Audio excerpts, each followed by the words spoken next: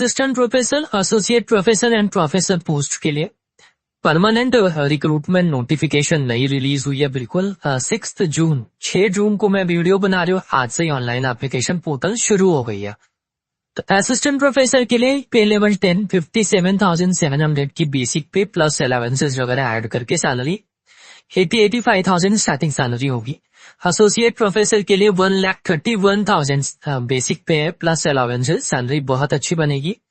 And professor post के लिए तो स्टार्टिंग बेसिक पे ही है 1,44,000, तो प्लस अलाउंसेस वगैरह ऐड करेगी तो सैलरी और भी ज्यादा बनने वाली है।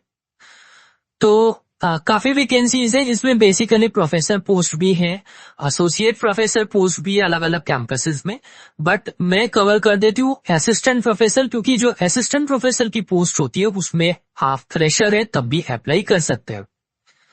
तो सिलचर के लिए है एग्रीकल्चरल इंजीनियरिंग, इसमें ये पोस्ट कोड लिखा है, एक्चुअली नंबर ऑफ वैकेंसीज है यहाँ पे,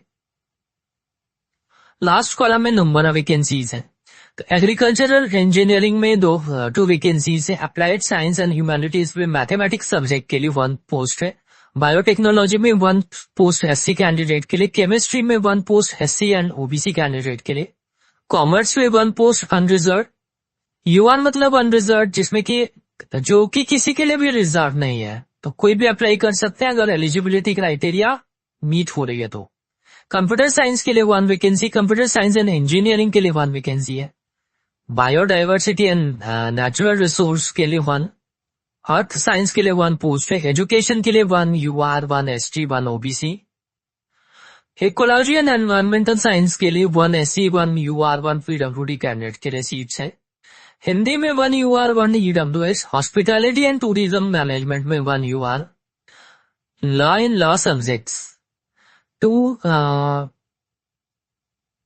पोस्ट है unreserved category, law in non law subjects, मतलब होता है ना जैसे कि देखें एमबीए में भी लॉ पढ़ाते हैं, है ना, तो मतलब नॉन लॉ सब्जेक्ट्स में लॉ की पढ़ाई, मतलब लॉ समझे, लॉ पढ़ाना है आपको।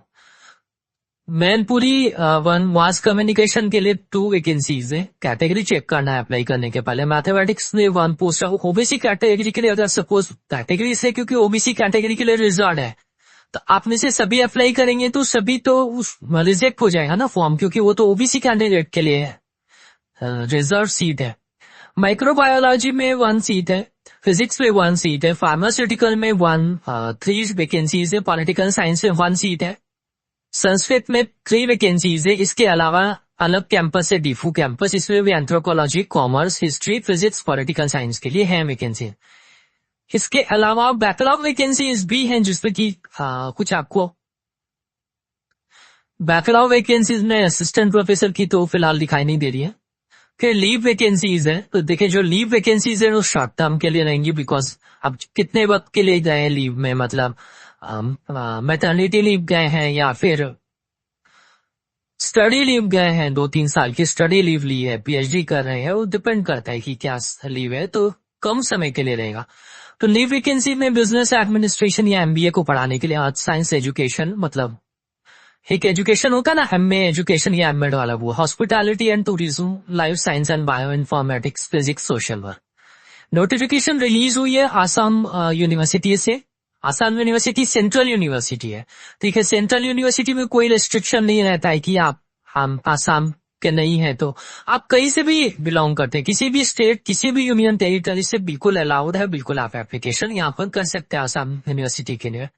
सिलचर में 26 मई को एडवर्टीजमेंट रिलीज हुई है, लेकिन ऑनलाइन एप्लीकेशन 6 जून से शुरू हुई है एंड 10 जुलाई तक, 10 जुलाई तक आप ऑनलाइन एप्लीकेशन कर सकते हैं। 10 जुलाई ऑनलाइन आवेदन जमा करने की अंतिम तिथि 10 जुलाई 2026 रात 12 बजे के ठीक पहले तक आप कर सकते हैं, 10 जुलाई तक काफी टाइम है।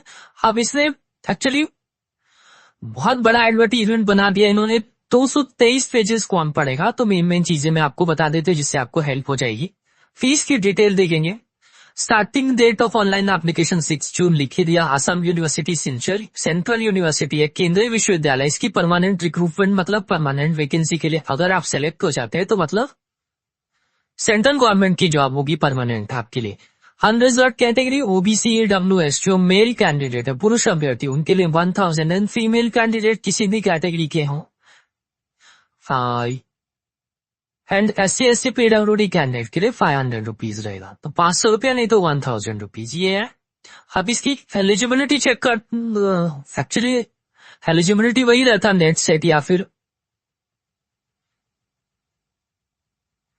एलिजिबिलिटी सर्च करना पड़ेगा इसे, बिकॉज इतना लंबा इन्होंने बनाया वाला 200 कितने पेजेस का है।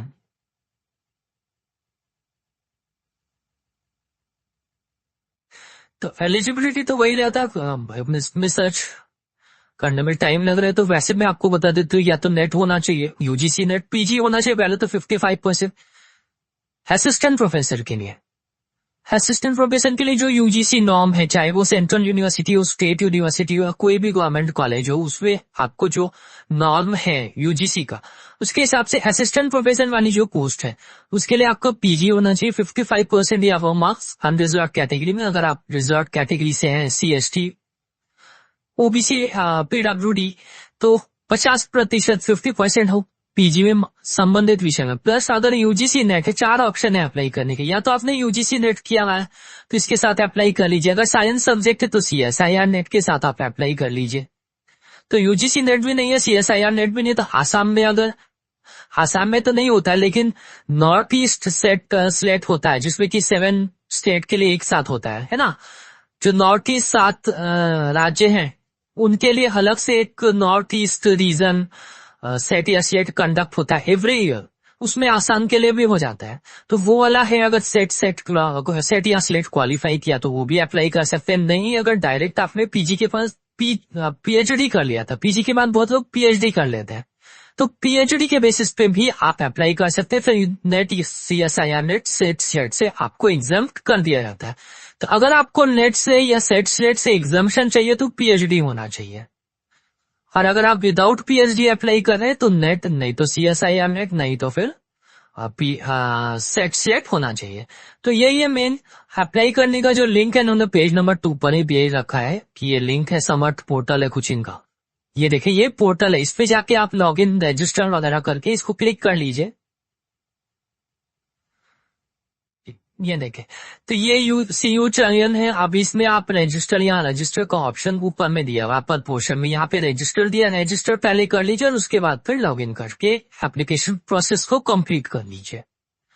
तो किसके लिए, तो आसाम विश्वविद्यालय की लिंक, ऑफिशियल वेबसाइट की लिंक के लिए आप विकिपीडिया को सर्च कर लीजिए, या फिर मेरे इसी यूट्यूब वीडियो के डिस्क्रिप्शन बॉक्स को नीचे तक स्क्रॉल डाउन करके चेक कर लीजिए, आपको लिंक मिल जाएगी।